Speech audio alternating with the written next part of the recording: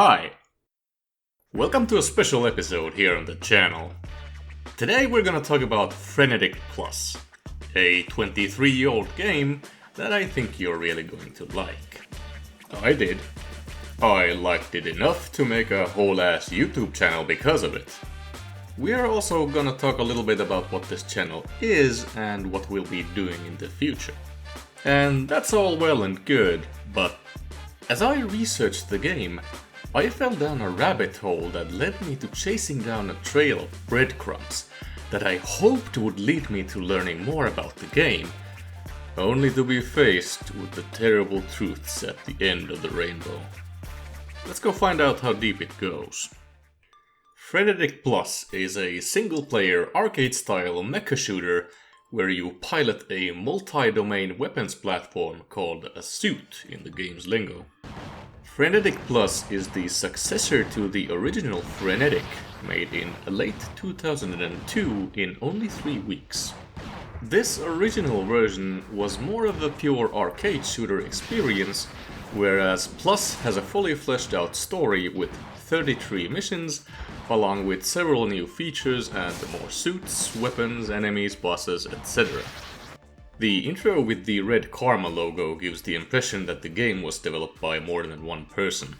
While yes, Red Karma was indeed a group working on various indie games while it still existed, Frenetic Plus itself was largely a solo project developed by Sirocco, or Kenneth Thornton, with music by Jack Dark.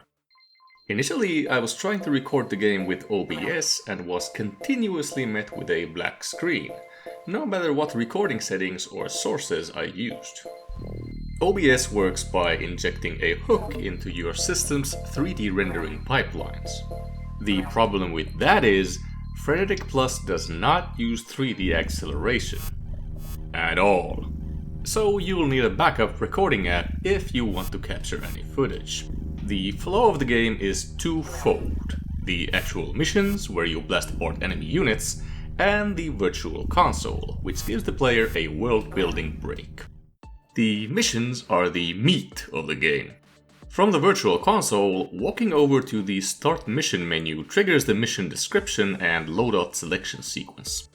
As the mission begins, the game switches into a third-person perspective, with the POV set at a slightly downward angle, so that you can't see the sky, for example. Every mission follows the same basic format. You fight against multiple waves of enemies, and blowing up the last one results in a mission success. The only things that really change here are the enemies themselves and the ground texture. Speaking of textures, graphics-wise the game is 2D pixel art, which is then stretched and zoomed where appropriate. It looks a bit rough at first glance, but you quickly get used to it. The controls used here by default are WASD for movement, with separate buttons for fire, strafe, boost, and your weapon pod. There were some complaints on old forum posts about how the toggle strafe worked, and people would have preferred separate buttons for it, but the developer explained that it would have changed the game's flight model in ways he didn't agree with. The game also supports gamepads, if those are more your thing.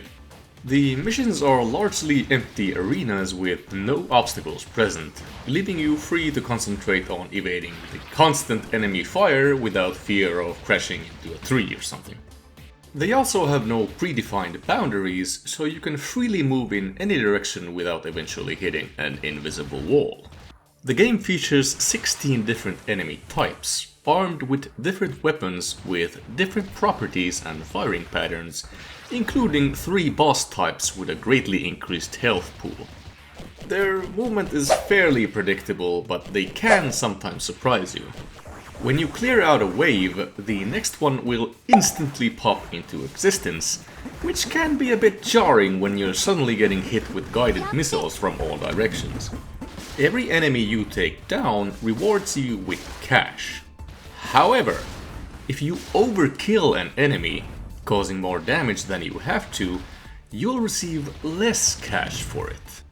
This way, the game rewards you for causing the minimum amount of damage necessary per enemy. This feels fairly unique for the time, and I don't remember too many games having this kind of mechanic. Your suit is equipped with a gun, called a sidearm, a finite amount of missiles, and a recharging special ability called a weapon pod. Your sidearm usually overheats quickly, so you can't just fire blindly unless you want to get blindsided. Your missiles are similarly limited by a lock-on mechanism where you need to keep your target in your sights for a short while. As the mission ends, you're presented with a performance assessment detailing your hit ratio, damage taken, and an overall performance rating derived from the two. You can also receive awards, each worth varying amounts of clay, the game's currency, based on certain aspects of your performance. For example, not using missiles, not taking damage, and hitting a 66% or greater hit ratio will all net you an award. After the assessment, you're booted back to the virtual console. The virtual console acts as the main hub of the game. There, you can save your game, tweak your settings, buy new equipment, and so on. Most importantly, it allows you to access your journal, which I'll talk about in just a moment. You can purchase new guns, missiles, and weapon pods via the Create Weapon menu. These are usually side grades instead of direct upgrades, as all of them come with different trade-offs. For example, sidearms have different damage, rate of fire, heat, velocity, and spread. You should prioritize your purchases carefully, however, as there won't be enough clay to buy everything. Personally, I like this aspect, as it makes your choices matter more. Your suit can individually be upgraded at the cost of clay. These upgrades improve things such as health, turning speed, and boost frequency. The suits can only use a sidearm compatible with their weight class, which is separated into light, medium, and heavy. Certain suits also have special quirks, like the Condor with its increased missile capacity. The simulator menu allows you to go on training missions, which acts as the game's tutorial. When you reach the penultimate mission, more features come online, such as challenges, the randomizer, and a special game mode called Frenzy. There's also an Examine Data menu that lists all the suits you've managed to acquire and all the enemy suits that you've encountered thus far. Interestingly enough, I got to the end of the game and I still had one suit left to unlock, and what I assume to be 4 unknown enemy suits listed there. Wait, hold up, back up a second. This game has unlocks? Believe it or not, unlocks as an aspect of game design was nowhere near as prevalent in the early 2000s as it is today. In fact, to put it into perspective, Steam was released the same year that Frenetic Plus came out. Feel old yet? Steam Achievements, on the other hand, were introduced in 2007, 4 years later. This kind of game progression was still kind of a big deal at the time. The journal menu acts as the secondary vector for storytelling. It's divided into 3 sections. News gives us a view into background story events. Journal provides us a glimpse into what our character is thinking and feeling. Mail basically gives us everything in between, including system messages informing the player of the availability of new suits. Let's go over the story properly. Frenetic Plus is a game with a smooth and enjoyable gameplay loop, but in my humble opinion, the best thing about the game is the story itself. Parts of it stick with you long after you're done with the game. Like I mentioned earlier, it's entirely optional. It's linear and there aren't any choices to make. The only mandatory sequences are the ones at the start and end of the game. This way, you can still treat the game largely as an arcade shooter if you want, which I feel is a possibly unintended link to the original Frenetic. The rest of the story is told through the mission start sequence and the various messages available at the journal, with new entries usually appearing between missions. A central figure in our story is the Exploratory Fleet, or EF for short, sent to sail the unknown depths of space in search of intelligent life and even more intelligent profit. Accompanying the fleet are the Mercen gunships, piloted by combat androids with an unquestioning loyalty only to the Space Marshal back at Earth. Our protagonist, Mercen 505, is one of these androids, a synthetic killing machine programmed to take solace and delight in battle. To set the scene, the Prime Praetor of Earth gets assassinated during a violent coup, sparking a civil war between the New Freedom establishment and the Nationalists. There are no good guys or bad guys here. Both sides commit unspeakable acts against each other. The EF sides with the NFE and turn their guns on their Mercen escorts. Many gunships are destroyed immediately, with the androids being unable to respond due to their programming. The Nationalists, now hopelessly outnumbered, recall all Mercen units to defend the Earth sphere. Earth now only has a few months to prepare for the arrival of the EF. Our story begins with Mercen 505 aboard the gunship Griffin, receiving the command to immediately return to defend Earth. The command arrives too late, however, and now the Griffin is horribly damaged and her 4 Mercen peers are dead, their oil and neuropathic fluids staining the flight deck. With the ship's bridge completely destroyed, she sets up a virtual control system in a cargo bay with a holographic interface, granting her improvised access to the ship's systems. All of the suits aboard the ship have sustained damage and will have to be repaired, save one. Thus, her desperate attempt to return to Earth begins. It doesn't take long for the Griffin to gain the attention of enemy suits, and it quickly becomes apparent just how massive the military might of the exploratory fleet is, despite its innocuous name.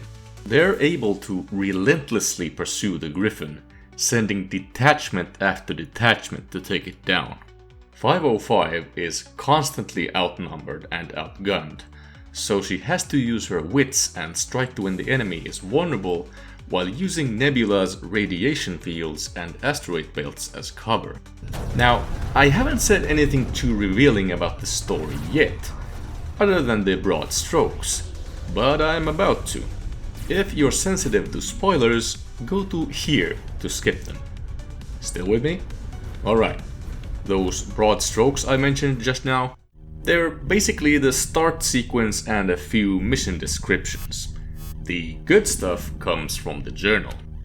Most of the news entries mostly just describe various events related to the ongoing war.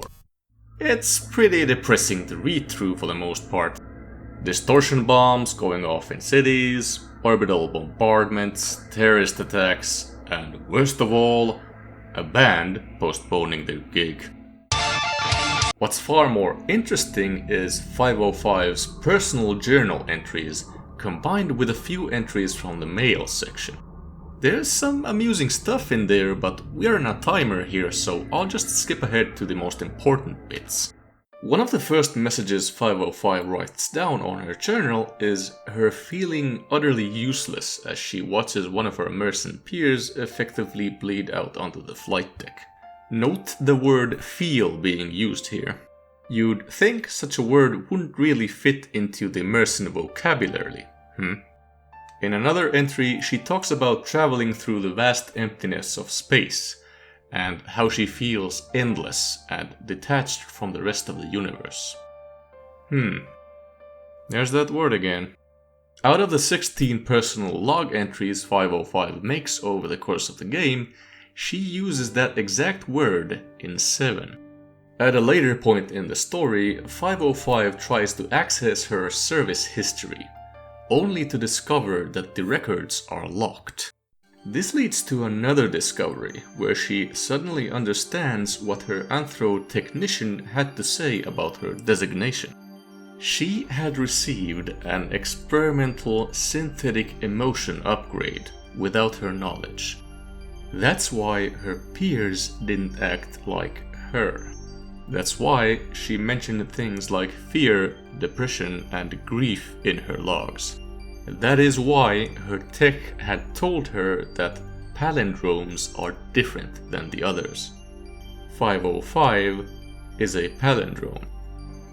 505 is different than the others.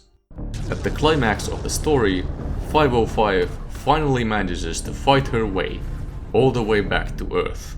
Out of the 203 Mercen gunships recalled, only a few appear on her radar. She's too late. The EF has already arrived, and the atmosphere is awash with explosions, burning ships littering the low Earth orbit.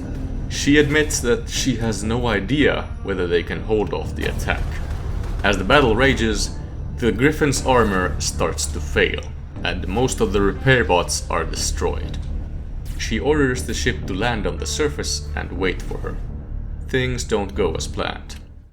The Griffin, her lifeline, is now on an uncontrolled descent. In a desperate struggle against an overwhelming enemy force, her suit is damaged beyond its limits and is sent careening towards the surface. As the suit's reactor dies out, her body ruined, she calmly watches as the ground rushes up to meet her, her hand hovering over the suit's self-destruct switch. She feels regret and self-pity. For androids like her, there will be no heaven or hell, no afterlife or great beyond. She's headed straight toward oblivion. Her finger brushes up against the switch, and she thinks to herself, I am 505. I gotta be honest, at this stage of the story, I was invested. I kept hoping that 505 would somehow escape this hopeless situation, or get captured, or something. As the credits suddenly started to roll by, my initial reaction was outrage. Very few games had pulled this kind of stunt on me before. Then that feeling slowly turned into acceptance before turning into appreciation quickly afterward. I wasn't going to get a happy ending. And I remember thinking it was the most painfully refreshing thing I'd experienced in a while. Except maybe it doesn't have to end this way. There's a mention in the README. Finishing all 7 challenge scenarios will allow you to do something that is impossible in the normal game, but only those who have mastered the game will stand a chance of accomplishing that particular feat. Maybe, just maybe, there's a way to save 505. I said about finishing the challenges. They ranged from simply gunning down a few waves of enemies to fighting 3 boss suits at the same time. They weren't exactly easy by any stretch of the imagination, but it still took me less than an hour to complete them. But I didn't complete them all, did I? No. There was one obscenely difficult challenge that I couldn't beat, no matter how much I tried. The challenge was called Hellmouth. In this challenge, you have 2 minutes to defeat a large wave of enemies. The problem with that is, a majority of the enemy suits are sharks, the fastest enemy units in the game. They're armed with dumbfire rockets that will easily tear you apart in just a few hits. If you damage them, they will switch direction and quickly move to fire at you from behind. To make matters worse, you're equipped with the low-health, unupgraded variant of quite possibly the shittiest suit configuration possible. Your missiles do no damage and take ages to lock on, your sidearm is a P-gun that overheats ridiculously fast, and your weapon pod is a slow, forward-firing energy wave. I tried various ways of going about it. I just couldn't make it work. Holy shit! At some point when I was back in the virtual console, trying to figure things out, I accidentally hit a button that triggered an in-game console. Usually, consoles like this are made by the developer to help with the development of the game itself. Sometimes, They can be used by players to enable various cheats. The README file didn't mention this console at all. I became obsessed with finding any and all Easter eggs, secrets, and unlocks that I could. Maybe there's an alternate ending that I just haven't figured out yet. While the README acts as a fairly comprehensive guide, with a hints and tips section included, it didn't offer me too many clues as to what unlocks the game may or may not contain. I had to search elsewhere. Now, searching for guides, discussions, and other crumbs of information online was the most obvious thing to do first. In that sense, it was also the source of information that was exhausted the fastest. Three things had an effect here. Being a freeware release by a single developer with near zero outreach, the game went largely unnoticed by the general public. I don't know how much effort Kenneth spent on spreading awareness of the game, but any solo dev today can tell you how hard it is to get noticed. And this was over 20 years ago. This in turn led to less user-generated content regarding the game, such as reviews, guides, or playthroughs. I faintly remember coming into contact with Frenetic Plus based on a brief mention in a local gaming magazine. Now that I think about it, for me, a foreign, distinctly non-American goober, the odds of stumbling into Frenetic Plus were absolutely minuscule. The game is 23 years old at this point, and very few online forum discussions or even websites mentioning the game have survived the test of time.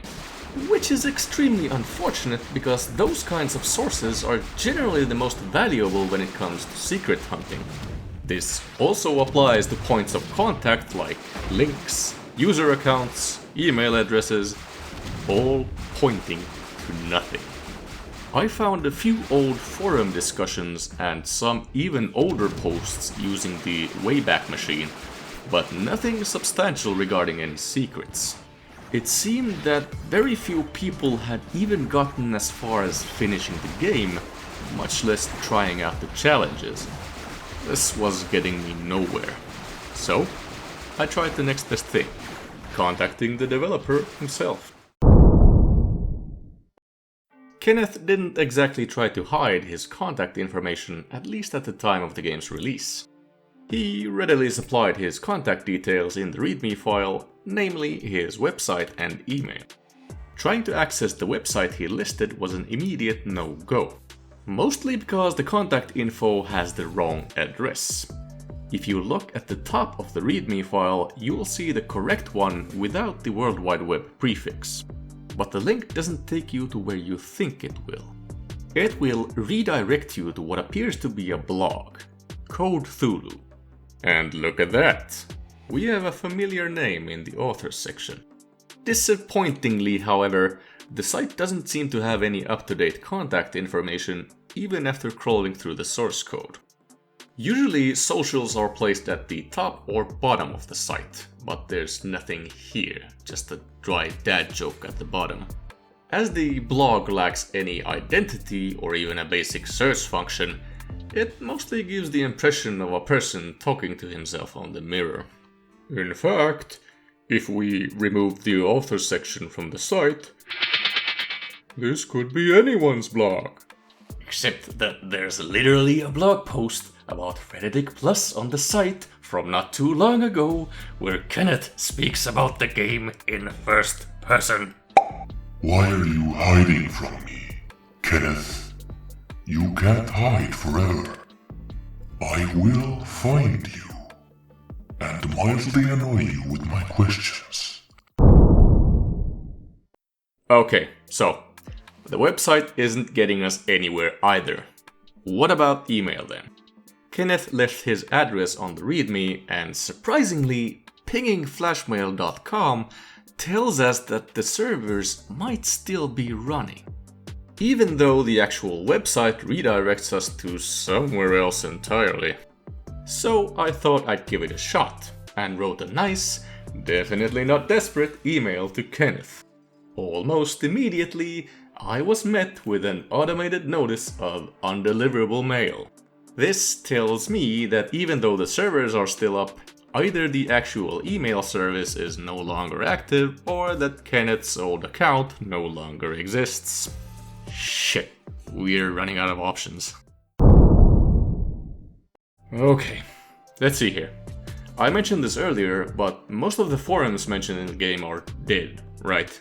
They're virtual graveyards for the most part, because even if we can access some of them with the Wayback Machine, it would need to archive every single page of every single post, which just isn't realistic.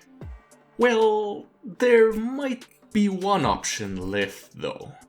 At the same host as Kenneth's blog, noop.rocks, there's actually a semi-secret forum called the Game Developers Refuge. From the looks of things, it's based on the name and content at least, it seems to be the latest incarnation of a forum dedicated mostly to hobbyist game development. To even get the privilege of posting there though, you need to solve a logic puzzle in order to create an account. And even then, post approvals have been turned on for newcomers, so you'll have to wait for the admins to take a look at your post before it even becomes visible to other people. That's assuming that any admins bother with the site anymore. Shit. This might be a dead end as well. Okay, think. While I was hunting around for background information regarding the forums, I stumbled upon a post mentioning a possible Discord server. You know, that thing the kids use these days. Luckily for me, the invite link still worked and didn't have an expiration date. So I dusted off my Discord desktop app and joined the GDR server. This was the place. People were still active on this server. The latest messages were posted mere hours ago. I was now closer to the answers I sought than ever before. I immediately opened my big mouth and asked if I was in the correct place. It didn't take all too long for me to get into contact with the man himself, the main developer of Frenetic Plus, Kenneth Thornton.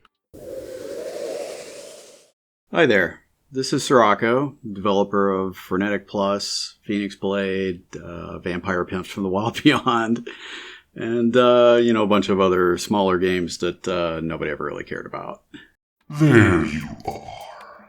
Found you. I had questions, and for better or for worse, he had answers. He would give me what I wanted, but not what I needed.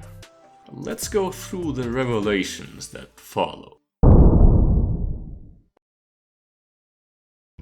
How do I beat Hellmouth? So all of the challenges are particularly nasty. Hellmouth is pretty notable for being pretty evil. At the very start, you're surrounded by a bunch of suits that are going to just pound you with missile spam, and the best thing to do is immediately boost in any direction and perform crowd control. You're surrounded, you just need to get out of that. So as soon as you get everybody off to one side of you, you need to start picking targets and aggressively laying waste to them with, opening up with your pods. Go ahead and save up your pods, launch 2 or 3 of them in a row. The suits are not terribly difficult to destroy, but you don't have an awful lot of firepower. So you're just trying to keep from getting surrounded. Use your guns to pick off any missiles that are coming at you. And then when the target of opportunity passes close by, just unload with your pods. And then once you get it down to a reasonable amount of suits, you only have 3 or 4 left, then you can start being more aggressive and playing it the way that you normally would. That's the way I've been able to get through that mission. Basically a get good scenario. Kenneth remembers finishing all of the challenges. I was found wanting. Yummy! What is the in-game console for? So the in-game console was mostly for debugging during game development. There's a special command that you can use to activate cheats. Those cheats can be found at the Moby Games entry I made for the game, link in the description. How does unlocking the 2 super assault units go? Unlocking the super suits is a little bit unfair, and what happens is you only get 1 unlock per playthrough, and it is randomly chosen when you start the game, and you don't find out about it until the end of the game. Saving up your clay has no effect on the unlock, even though there are some messages from the ship that seem to allude that you might be able to collect enough to unlock both of them. It's actually impossible to do so unless you complete all the challenges.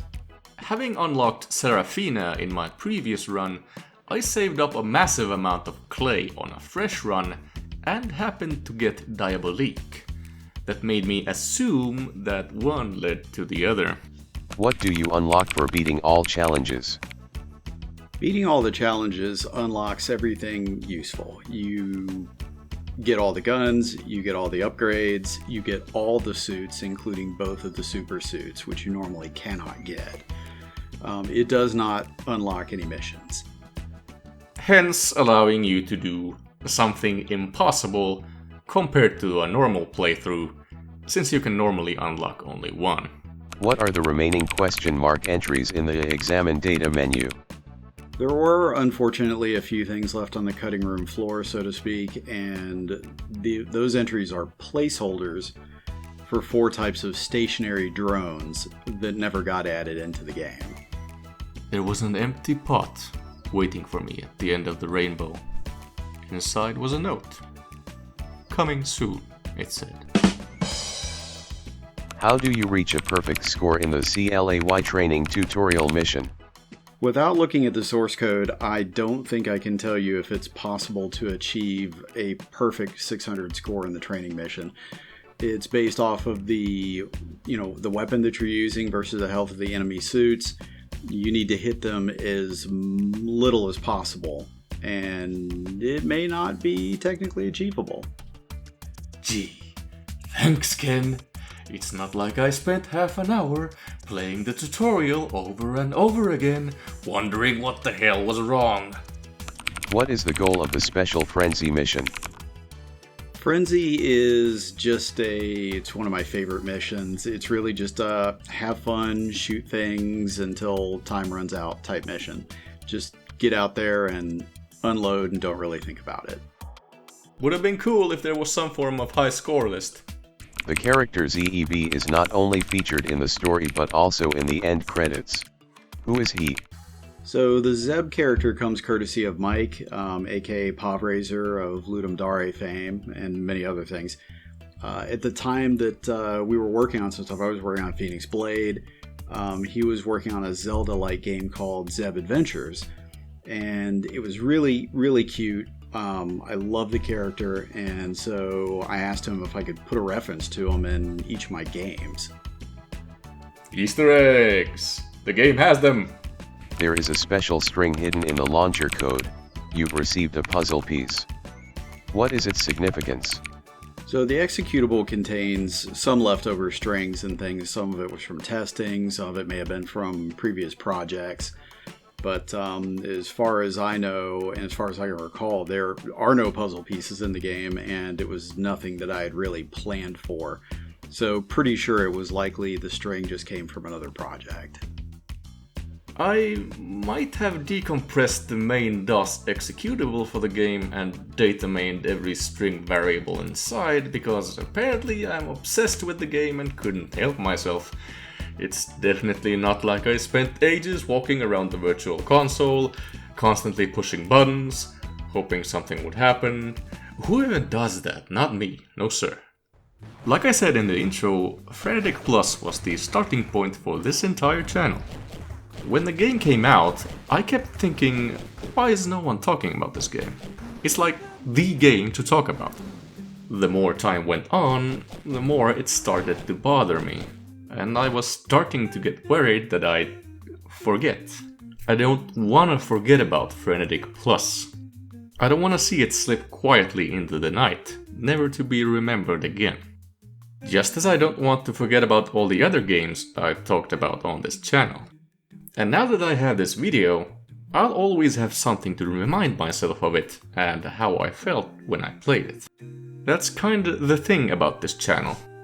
At some point in the future, all the people who actively played these types of older games when they were still around will be gone, me included. So maybe this way there'll at least be something left behind to remind people that these games existed. A virtual trail reaching through time or something like that. Usually I do comparison and discussion videos where I go through multiple older games at a time. But some games like Frenetic Plus deserve the spotlight, and trying to talk about other games at the same time just wouldn't work. In the future, the plan is to have every 5th video be this sort of thing. The interval may get shorter as time goes on, so this is your heads up. Oh, and I'll mention here that maybe 505 did survive, after all. Her hand hovered over the self-destruct switch, but she never flipped it. That makes me happier than it should. That's a story for another game, though. You can find Frenetic Plus in many places, really. The best place is probably Kenneth's blog, though. You can find a link for that in the description. It's completely free to download and play, and it works on modern systems. Fair warning though, you might end up creating a YouTube channel after completing the game. That can happen. In the next video, we'll be talking about puzzles and platforms and games that try to combine the two. Until then, have a nice day. I think one of my favorite things about Frenetic Plus is that it is mechanically just a simple game. It harkens back to the era of 8 and 16-bit games where you just launched the game and had fun. And I designed it to be played on a gamepad or a keyboard with a maximum of 6 buttons or less. And I just really kind of wish games would get back to that. You know, when I hold like a DualShock or whatever, and PS5 controller right now, I'm actually staring at one, and you've got clickable thumbsticks, and you've got 4 face buttons, and then you've got 4 triggers and bumpers, and the bumpers are analog. Bumpers are digital, the triggers are analog, and then there's a trackpad, and then there's the 2 buttons on the side, and it's just all very much too much sometimes.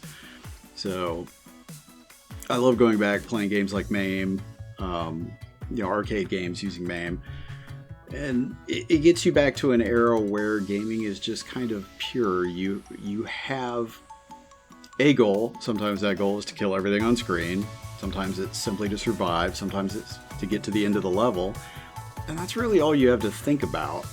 And I really kind of wish games would get back to there without going completely casual like the crap we play on our phones.